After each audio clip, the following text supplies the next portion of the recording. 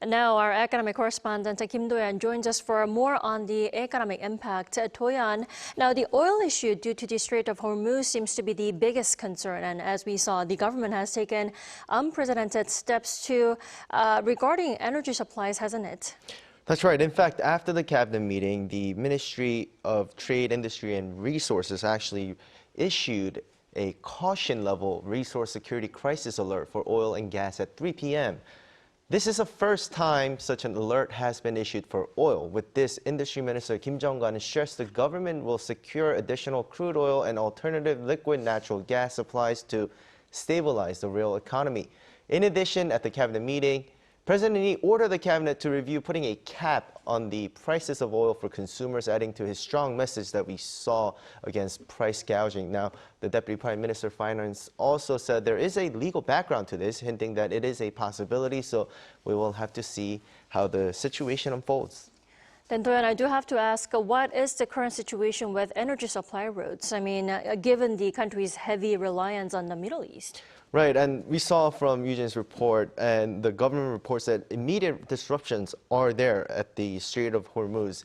It accounts 69% of South Korea's crude oil and 19.5% of its natural gas imports.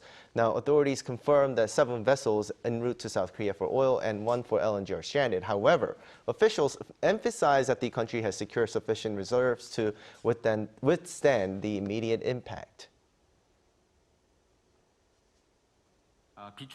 Regarding our reserves, we currently hold over 190 million barrels of oil. According to the International Energy Agency, this equates to about 208 days of reserves.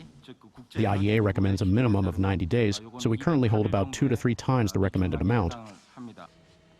Now, for natural gas, officials stated that even if shipments from Qatar are fully suspended, existing supplies from Australia, the U.S., and Malaysia will be sufficient to last until late November. This is actually why the president was adamant on cracking down on price gouging, as there is no issues with supply at the moment. Then, Do-yeon, moving on to the financial markets today, we saw a massive rebound today after historic plunge yesterday. What drove this? Now, the rapid recovery is largely driven by the AI and the tech sector. The U.S. market rebounded overnight on IT and AI stocks, reassuring local investors. Experts explain that retail investors viewed yesterday's drop as a buying opportunity, actually, especially since global oil prices haven't fluctuated wildly over the past 24 hours. Fundamentally, semiconductor demand relies on AI, and that AI rally is still alive. Investors didn't see a structural problem in the market. They saw yesterday's drop as a chance to buy at lower prices.